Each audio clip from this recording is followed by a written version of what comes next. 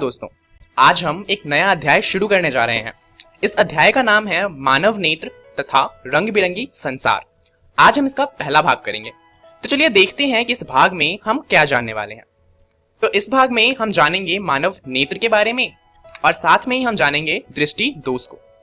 अब मानव नेत्र की बात करने से पहले चलिए एक सवाल देखते हैं।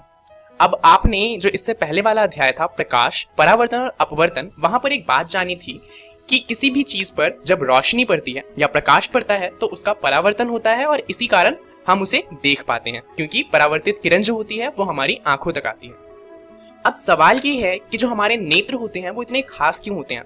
आखिर उन्हें पता कैसे चल जाता है? वो किसी चीज को देख कैसे सकते हैं? हमारे हाथ पैर या फिर कोई और अंग तो चीजों को नहीं देख सकता, तो आंखों में कोई तो खास बात होगी जिससे वो चीजों को देख सकते हैं। दरअसल हमारी आंखें जो हैं वो हमें प्रकाश को देखने योग्य बनाता है और यही कारण है कि हम आंखों से चीजों को देख सकते हैं। और क्या आप जानते हैं कि हमारी आंखों को जो सबसे ज्यादा अट्रैक्ट करता है वो कलर है पीला। अगर कहीं पर पीला कलर हो तो वो हमें बड़ी आसानी से और बहुत ही जल्दी दिख जाता है। तो चलिए अब आंख को समझना है कि वो चीजों को कैसे देख सकता है, तो उसके लिए हमें समझना पड़ेगा आंख को। तो यहाँ पर काफी सारी चीजें लिखी हुई हैं। यहाँ पर हमें जिन चीजों के बारे में पढ़ना है वो है क्रिस्टलाइन लेंस, जो हमारी आंखों में लगा होता है, जिसके कारण किसी भी वस्तु की प्रतिबिंब हमारे दृष्टिपटल पर बनती है। उसके अलावा हम बात करेंगे पुतली की, साथ में हम बात करेंगे परितारिका और स्वक्ष्मंडल की, और उसके बाद हम बात करेंगे दृष्टिपटल की, जहां पर बिंब का प्रतिबिंब बनता है। अब चलिए शुरुआत करते हैं जानते हुए कि आखिर जो हमारा स्वक्ष्मंडल है वो क्या होता है। दरअसल प्रकाश एक पतली झिल्ली से होकर नेत्र में प्रवेश करता है, इसी झिल्ली को स्वक्ष्मंडल कहते हैं। अब एक झिल्ली जो हमारी आंखों के सबसे बाहर दिखती है आपको, जिसे आप टच भी कर सकते हैं, उसी को कहा जाता है स्वक्ष्मंडल। इससे होते हुए ही जितने भी प्रकाश होते हैं वो हमारी आंखों तक पहुंच पाते हैं। तो हमारी आंखों पे रोशनी सबसे पहले स्वक्ष्मंडल पर पड़ती है। अब इसके बाद बात आती है परितारिका और पुतली की। परितारिका एक गहरा पेशीय डायफ्राम होता है जो पुतली के साइज को नियंत्रित करता है। अब यहाँ पर आप देखिए, आप देख सकते हैं कि यहाँ पर आंख पे जो पुतली बनी हुई है, जो अंदर काले रंग का गोला दिख रहा है, उसी को पुतली कहते हैं। इसका आकार बदलता है और इसका आकार जो बदलता है वो बदलता है परितारिका की वजह से। तो यहाँ पर आप समझ सकते हैं कि परितारिका होगा ये बाहर वाला और जो पुतली होगी वो होगा अंदर का काला हिस्सा। अब इसकी जरूरत क्या है, चलिए इसे समझते हैं।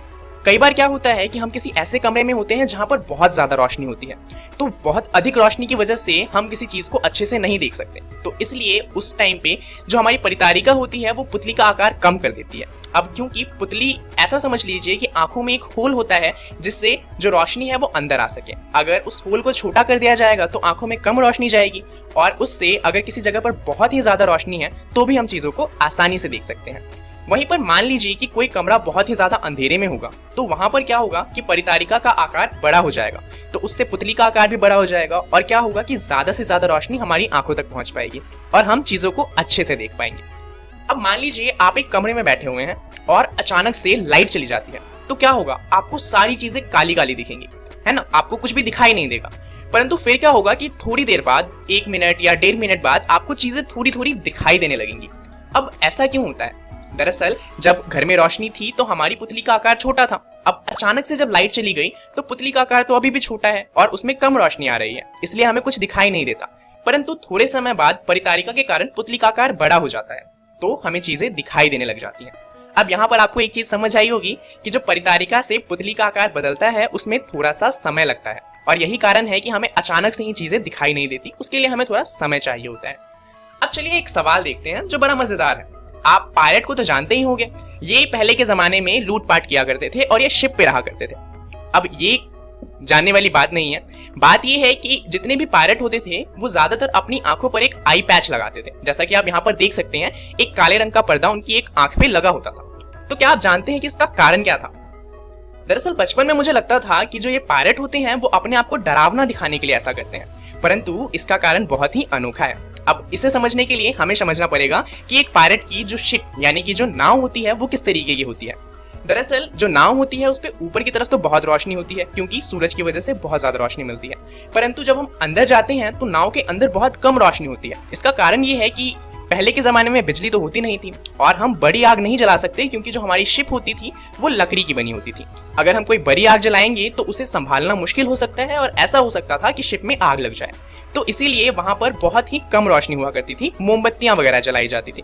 अब ऐसे में मान लीजिए कि अचानक से कोई खराबी आती है या फिर कोई अटैक हो जाता है और जो हमारा कैप्टन है यानी कि जो पायलट है उसे शिप के नीचे जाना पड़ता है, तो वहां पे क्या होगा कि वो बहुत ज्यादा रोशनी से अचानक से अंधेरे में आ जाएगा, तो उसे कुछ दिखाई नहीं देगा। इसीलिए वो क्या करते थे कि अपनी एक आंख पर पट्टी लगा लेते थे। तो जब वो नीचे जाते थे तो उस पट्टी को हटा देते थे और उन्हें नीचे जाते ही सब कुछ दिखाई देने लग जाता था, क्योंकि जिस आंख पे पट्टी लगी रहती थी उसकी पुतली का आकार पहले से बड़ा होता था। तो ये कारण था कि जो एक पायलट होता है वो अपनी एक आंख पर आई पैच लगा के रखता था। चलिए अब जानते हैं समंजन क्षमता के बारे में। अब ये भी बड़ी अनोखी बात है, इसका मतलब क्या है पहले वो जान लेते हैं। अभिनेत्र लेंस की वह क्षमता जिसके कारण वह अपनी फोकस दूरी को समायोजित कर लेता है समंजन कहलाती है। अब इसका मतलब ये है कि जो हमारी लेंस होती है, जो हमारी आंखों में लगी होती है, उसका जो फोकस दूरी होता है उसको बदला जा सकता है। तो आखिर इस फोकस दूरी को बदलने की जरूरत क्या है?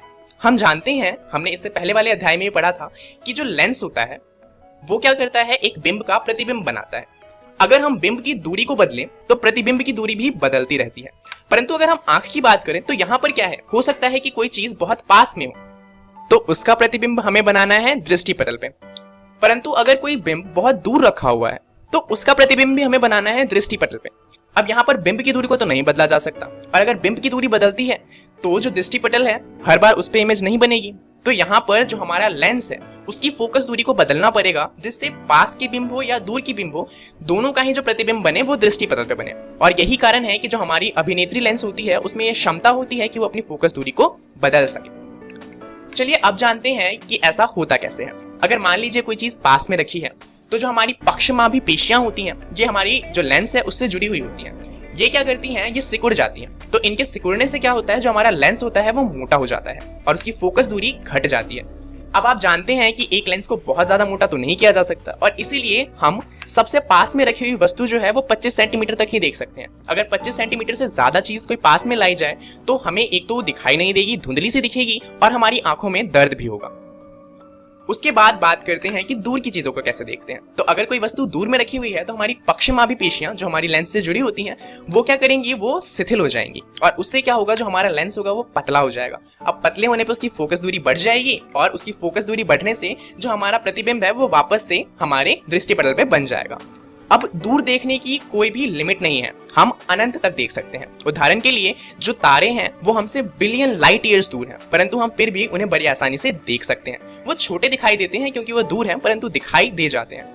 चलिए अब समझते हैं दृष्टि दोष को। दृष्टि दोष क्या होता है? दरअसल ये तब होता है जब हमारी लेंस जो है वो अपनी फोकस दूरी को अच्छे से नहीं बदल सकती या फिर हमारी आंखों का आकार बड़ा या छोटा हो जाता है। तो उससे क्या होता है कि हमारी जो बिंब की इमेज है वो दृष्टिपटल पे नहीं बन पाती। चलिए देखते हैं कि कितने टाइप के दोष होते हैं। पहला है निकट दृष्टि दोष। इसमें क्या होता है कि हमें पास की चीजें दिखाई देती हैं परंतु दूर की चीजें नहीं दिखाई देती। पास की चीजों का बिंब तो हमारे दृष्टिपटल पे बन जाता है, परंतु कोई चीज अगर दूर रखी हो तो उसका बिंब दृष्टिपटल से पहले बन जाता है। इस दोष को किसी उपयुक्त क्षमता के अवतल लेंस के उपयोग द्वारा संशोधित किया जा सकता है। अब यहाँ पर आप देख सकते हैं, यहाँ पर पहले क्या है कि एक ठीक आई जो है वो इस तरीके से इमेज बनाती है। तो यहाँ पर हमारा जो बिंब है उसका इमेज दृष्टिपटल पे बन रहा है, परंतु अगर किसी व्यक्ति को निकट दृष्टि दोष है तो वहां पर क्या होगा कि जो इमेज यानी कि प्रतिबिंब है वो दृष्टिपटल से पहले बनेगा। और अगर हम यहाँ पर उचित क्षमता का अवतल लेंस लगाएं तो उससे क्या होगा कि फिर से जो प्रतिबिंब है वो हमारा दृष्टिपटल पे बन जाएगा और व्यक्ति जो होगा वो चीजों को फिर से देख सकता है। दूसरे तरह का जो दोष है वो है दीर्घ दृष्टि दोष। इसमें क्या होता है कि दूर की चीजें हमें दिखाई देती हैं परंतु पास की चीजें जो होती हैं उसका जो प्रतिबिंब बनता है वो दृष्टिपटल से पीछे बनने लगता है। तो यहाँ पर भी हमें चीजें धुंधली दिखाई देने लगती हैं। इस दोष को उपयुक्त क्षमता के उत्तल लेंस का उपयोग करके संशोधित किया जाता है। यहाँ पर क्या है आप देख सकते हैं, अगर कोई आई ठीक है तो उसका प्रतिबिंब इस तरह से बनेगा, परंतु अगर उसमें दोष है यानी कि दीर्घ दृष्टि दोष में तो क्या होगा कि जो प्रतिबिंब है वो दृष्टिपटल से पीछे बनने लगेगा। और अगर हम उचित क्षमता का लेंस इस्तेमाल करेंगे तो वापस से जो प्रतिबिंब है वो दृष्टिपटल पर बनने लगेगा और हम चीजों को देख पाएंगे। अगला जो दोष है उसका नाम है जरा दूरदृष्टिता।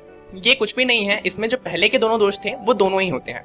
तो हम ना तो दूर की चीजों को ठीक से देख सकते हैं और ना ही पास की चीजों को। तो इसमें क्या होता है, हम दो अलग अलग लेंस का इस्तेमाल करते हैं। पास की चीजों को देखने के लिए नीचे की तरफ उत्तल लेंस लगा होता है और दूर की चीजों को देखने के लिए ऊपर की तरफ अवतल लेंस लगा होता है। अब ये दोष किस तरीके से होते हैं, उनको कैसे ठीक करना है, इसके बारे में हम जानेंगे अगली वीडियो में। तब तक जान लेते हैं कि इस वीडियो में हमने क्या सीखा। इसमें हमने जाना मानव नेत्र के बारे में और साथ में हमने दृष्टि दोष के बारे में जाना। अब इसके बारे में आपको पढ़ना है अपनी एनसीईआरटी की किताब में मानव नेत्र तथा रंग बिरंगी संसार के अंदर, जिससे आपको ये चीजें और अच्छे से समझ में आ जाएंगी। अगली वीडियो में हम बात करेंगे दृष्टि दोष की, तो आपको ये भी पढ़कर आना है जिससे आपको अगली वीडियो और अच्छे से समझ में आए। अभी के लिए इतना ही, धन्यवाद।